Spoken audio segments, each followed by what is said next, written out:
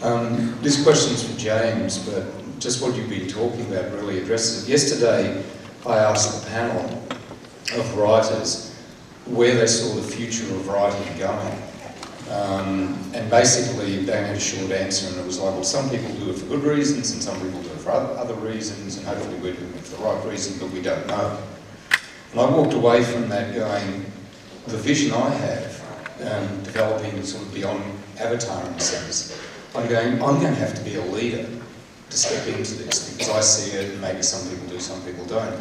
And then last night you were talking about leadership, and the experience that you had in the movies and the films and putting that all together, and the other experience you had going into the deep underworld, into the ocean.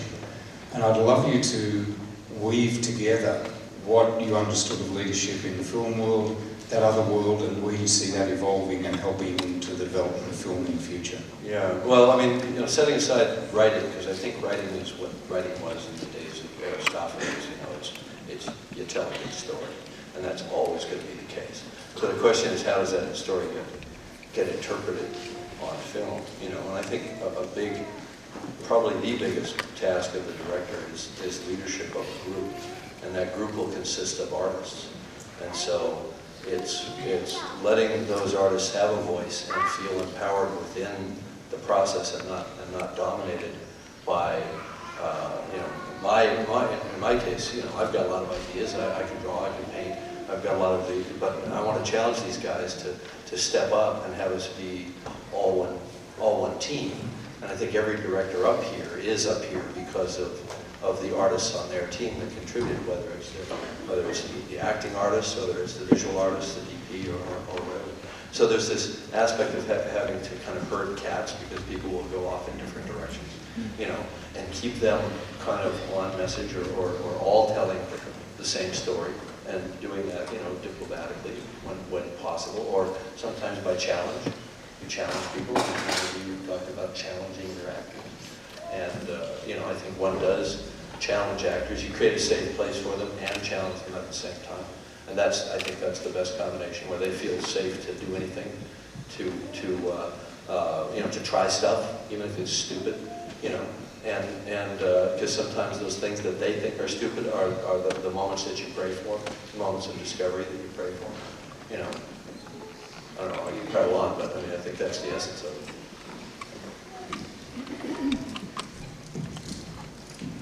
Feel short. Thank you very much for being here. We appreciate your experience and wisdom. One shameless plug, my name's Kirsten Candy, and I'm a singer-songwriter and available for scores and soundtrack. Big question is, what constitutes a satisfying ending for you? I'm kind of a Pollyanna in that I love a happy ending. I always love a happy ending. It was. Sorry, Quentin. Yeah, you'd hate to know my reaction in the middle of Pulp Fiction. I died. I screamed. Anyway, but my question is, what is it for you that brings you to a point where you feel completely whole at the end of the film? And hopefully you get there. To who? Anyone wants to. For me, it's life continuing on. In the movies that I produced or the movies I directed, there's always a question mark at the end, because that's life. The end of each scene, the end of the film should represent life. That there is no answer. Anybody else? Oh, well, specifically Hurt Locker, and this was, I found beautifully crafted in the screenplay, that it was both a combination of triumph and futility. And that was sort of the kind of metronomic, thematic, underlying thread of the piece, and the conflict, and, you know, but trying to distill that to a single shot, single image, single moment. And so that was the challenge.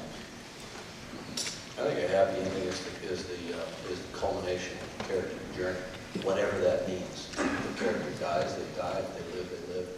But you've set out certain ground rules for understanding the story, what the character's goals are, or maybe their goals become defined during the film. And at the end, that needs to be resolved for the audience in some satisfying way. And it doesn't necessarily have to be that everybody, you know, there's a big kiss and a wedding, or whatever it is.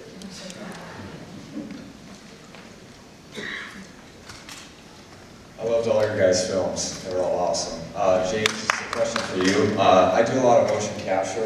I work for Giant Studios, and they've always, up to this point, captured body motion beautifully. And this is the first time I've seen them capture emotion, and I was wondering how you were able to get that. Sure, I don't want to throw Giant under the bus. I love Giant, I love those guys, and we have a good working relationship. But Giant didn't capture our facial performances, and I think this is a mistake that's been made in the past.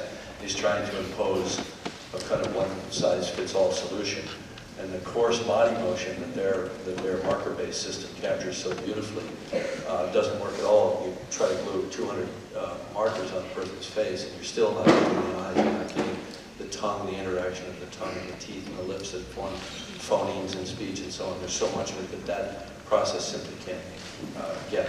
So we came with a completely different approach, which is image-based, literally mounting a camera on a little boom that looks like a mic boom in front of the face, and shooting a close-up of the actor 100% of the time while they're working, and creating essentially a separate channel or a separate stream of data for the face from the body. So Giant does the body, and we have our own in-house proprietary system for capturing the face.